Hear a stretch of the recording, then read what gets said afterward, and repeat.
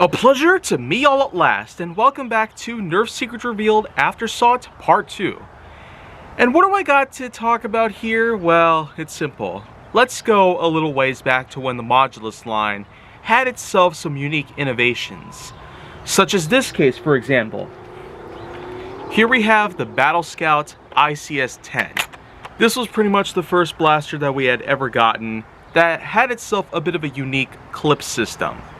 One, of course, that was inserted from the side, which is pretty much a mock-up of what the N-Strike Raider Elite Rampage, as well as another Modulus blaster known as the Mediator, would represent.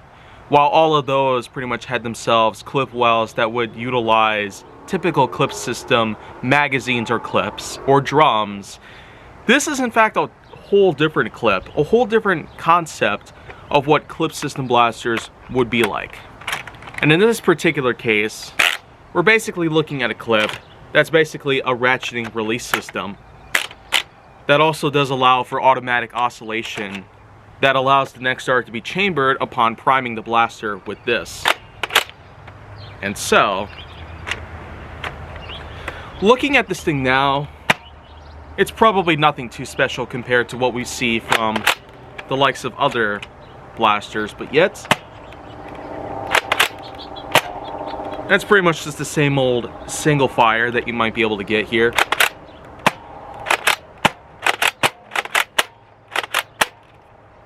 And then, well, we still have a few darts left, so this might as well just be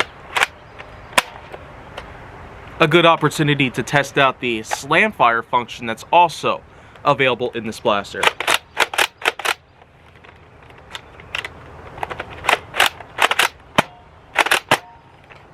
Which is probably not available here because it doesn't want to work right. But still, even without slam fire, this thing still does pretty good on its own. Now the mag's officially empty, so I feel like that just covers the basic gist of what you need to know about the blaster's overall functionality, but there's plenty of other things about this blaster that it does have to offer. For one, it does have some pretty nice ergonomics. It's got a tactical rail on the top, a barrel adapter, and a stock adapter, so you'll certainly be able to come in prepared with anything that you'd like to add on to it. It's also interesting to note that the Battlescout ICS-10 is probably one of the only few blasters that ever exist today that actually came with its own attachment.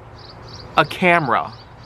That's right. It came with a camera, which this version does not have one because I bought it for only 15 bucks on eBay.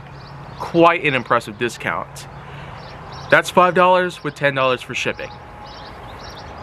So in any case, I do consider this one to be a really good blaster for a handful of reasons.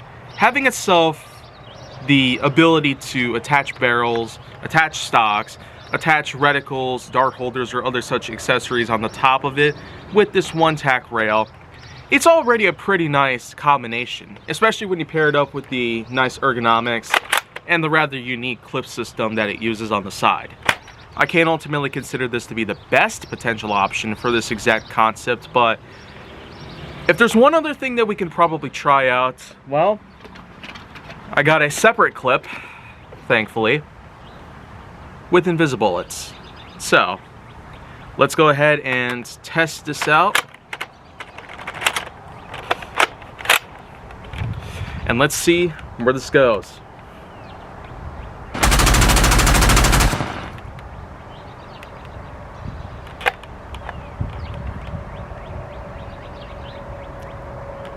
Wow, I really ought to say, innovation after innovation after innovation. That's certainly what is going to drive us to create a lot of nice blasters by any means. And we're probably not going to look forward to Nerf becoming the best in terms of the business, but we can at least look back on such a huge legacy that it's basically shown us.